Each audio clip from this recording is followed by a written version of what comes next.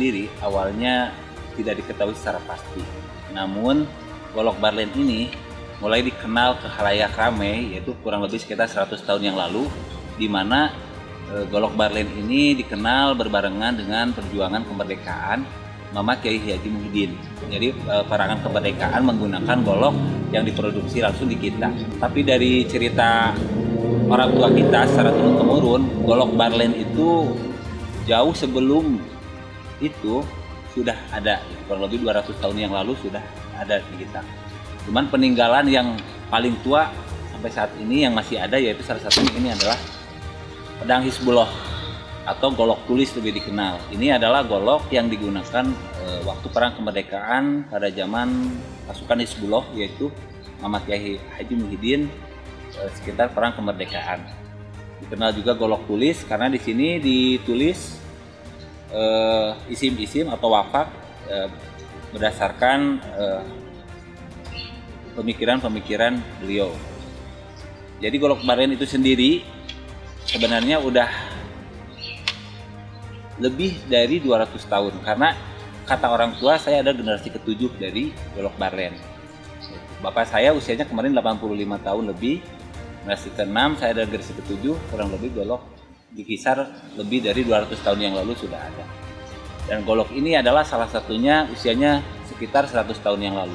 Ini asli diproduksi di kita, masih ada pandainya, empu-empunya masih ada, turunan ke-5 kalau nggak salah empunya sekarang yang memproduksi golok ini dan diisim langsung sama Mama Kyai Haji Muhyiddin. Penamaan barlen sendiri ada 3 yang melatar belakangi kenapa golok di Tanjung Siang atau di Ciberem ini dinamakan golok barlen.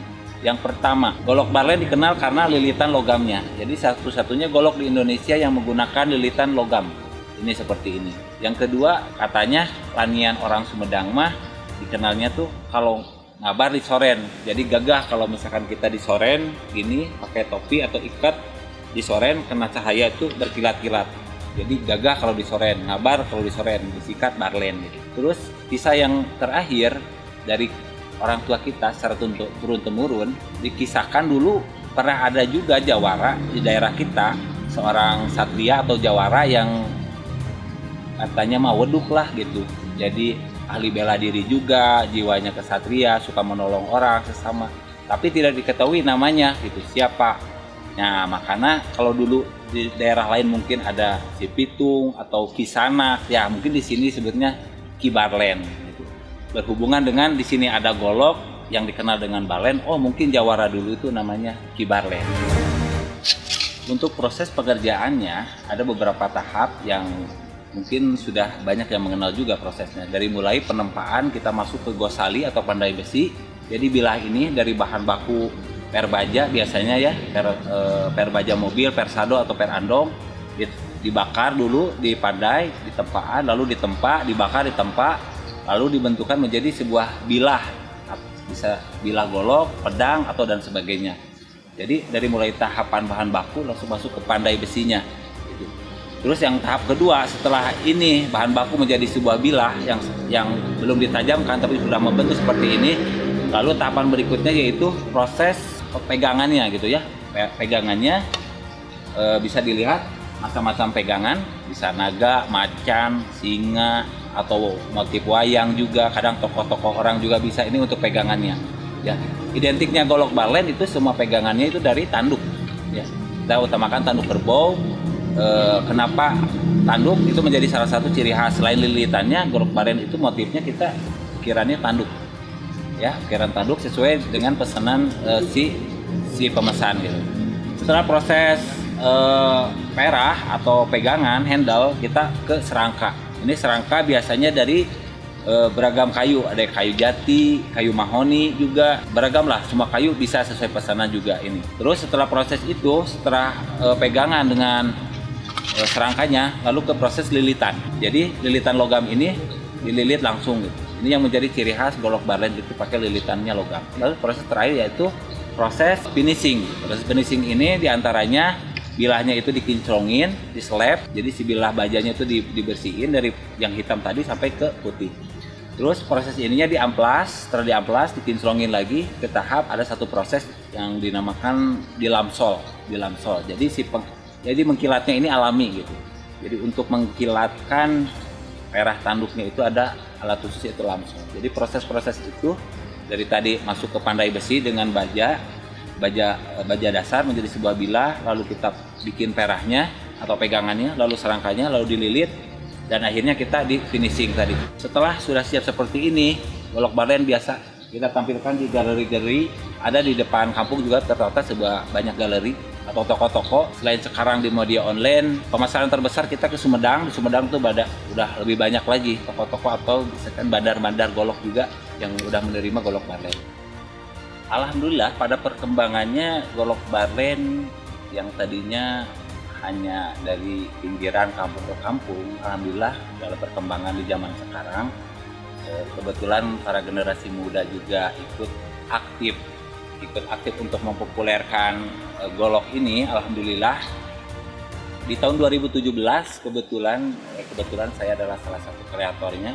Kita berinovasi didukung juga dengan swadaya masyarakat, rojongan masyarakat sekampung, membuat satu rekor, yaitu yang kebetulan diakui juga dengan rekor dunia. Kita bikin rekor golok terpanjang di dunia gitu ya, panjangnya total 13 meter. Kebetulan baja bilahnya dari bahan besi jembatan yang berumur juga ratusan tahun.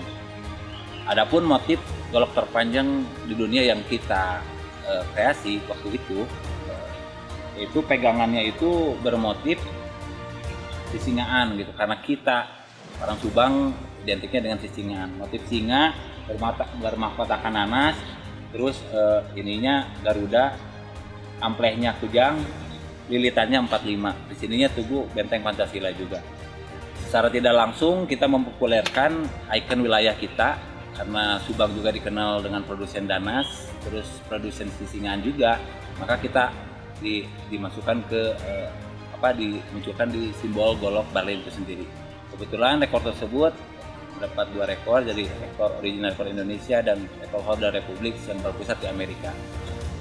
Setelah itu perkembangannya golok barlen semakin luas, semakin dikenal. Yang tadinya kita hanya Sumedang, Bandung, Majalengka atau Purwakarta, alhamdulillah setelah rekor tersebut golok barlen mulai dikenal dunia luas. Bukan hanya Indonesia, bahkan kita pernah kedatangan tamu-tamu dari puluhan negara datang ke kita. Pernah ada 20 negara pernah ke kita.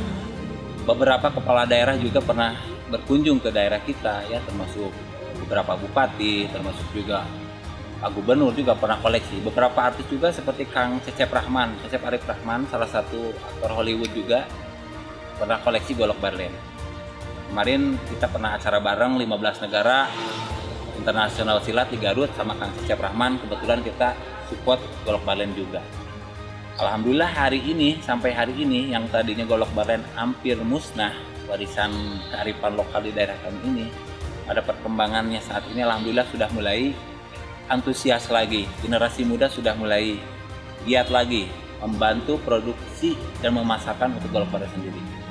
Beberapa penghargaan sudah secara terus-terusan diterima lah oleh kami, alhamdulillah. Perhatian dari beberapa kepala daerah, beberapa selebritis, permintaan pasar juga dari mulai Sabang sampai Merauke, alhamdulillah tiap harinya alhamdulillah banyak. Dan terakhir kita juga pernah dikunjungin oleh seorang penulis buku dari Italia yang menulis buku tentang golok. Ini berbahasa Inggris dan berbahasa Indonesia, 2 bahasa, dan salah satunya golok barlen Subang ini, sisingaan, salah satu menjadi narasumber dengan 2 bahasa. Alhamdulillah buku The Golok ini sudah mulai tersebar di 10 negara. Bahkan langkah kita support ke depannya untuk golok to UNESCO. Dan yang terakhir ini selain berbahasa Indonesia, Inggris, kita sedang siapkan untuk buku The Golok dengan bahasa Belanda. Secara ekonomi, golok barlen yang tadinya kisaran harga per goloknya itu 100 sampai 200 ribu untuk maksimal 300, karena teriring publikasi yang tinggi, dibantu juga beberapa tokoh juga, selebritis juga sudah koleksi golok, akhirnya secara ekonomi juga atau harga golok barlen otomatis meningkat, dan permintaan pun sampai hari ini cukup tinggi. Bahkan salah satu golok terlaris di Indonesia hari ini gitu ya, dijual beli online, salah satu yang terlaris untuk perkakas golok ini.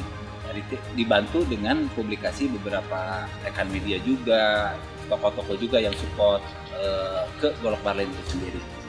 Kadang untuk hari ini, per hari ini gitu ya, bukan orderannya yang kurang, tapi kita lebih bahkan si pengrajinnya yang keteter, bahan baku, terus pengrajinnya juga yang keteter orderan gitu, yang cukup tinggi gitu. Karena mulai luas dikenal bukan hanya di Jawa Barat, Golok Barlen hari ini permintaannya dari Sabang sampai Merauke juga sekarang udah tinggi. Itu aja. Alhamdulillah dari publikasi, perjalanan, rekor, terus beberapa toko juga support untuk Golok Barlen. Alhamdulillah hari ini Golok Barlen salah satu yang terlaris di Indonesia. Jadi secara ekonomis membantu juga kemajuan pengrajin, antusias yang tadinya sudah mulai pasif untuk pengrajin golok sedikit-sedikit antusiasnya bertambah lagi.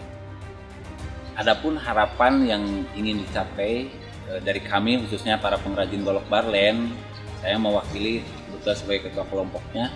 Golok Barlen bukan hanya soal ekonomis, bukan hanya soal seni, bukan hanya soal UMKM. Golok Barlen juga punya historis. Golok Barlen juga punya sejarah panjang. Untuk itu, untuk semua pihak yang berkenan, pejabat, pemerintah, support pihak swasta juga, dimohon untuk membantu mengembangkan, melestarikan, dan mensupport segala aspek yang dibutuhkan oleh para pengrajin khususnya, umumnya, dibantu juga untuk pemasaran, publikasi, dan pengembangan lah dengan inovasi-inovasi di zaman sekarang, inovasi teknologi, digitalisasi itu yang serba cepat hari ini gitu. Bagaimana caranya bisa Golok Barlen ini bisa bertahan atau bahkan berkembang. Bukan hanya dikenal di Jawa Barat, Indonesia, bahkan mudah-mudahan bisa diekspor ke luar negeri gitu. Bisa mendunia lah. Ini adalah warisan budaya juga, warisan budaya yang turun-temurun udah ratusan tahun kita pelihara sampai hari ini. Harapan untuk rekan-rekan sesama anak muda, karena untuk melihat masa depan suatu bangsa atau negara itu bisa dilihat dari anak mudanya. Kalau anak mudanya udah cinta budaya, bangga akan sebuah kebudayaan, warisan kearifan lokal, bukan hal sesuatu yang sudah usang atau kuno, bahkan itu adalah yang harus dibanggakan oleh kita semua. Untuk melihat masa depan bangsa, berarti apa yang kita kerjakan oleh anak-anak muda sekarang. Untuk itu harapan kami sesama anak muda, peliharalah semua potensi kearifan lokal yang ada di daerah kita masing-masing, karena itu adalah sebuah identitas kita, karakter bangsa kita. Untuk membuktikan kalau kita bukan bangsa amatiran, ya lihat potensi budayanya. Dari situ kita lihat sejarah bangsa itu dari sebuah warisan budaya. Dan anak muda harus memegang peranan penting dalam menjaga kelestarian budaya tersebut. Budaya dan sejarah tentunya. Terima kasih.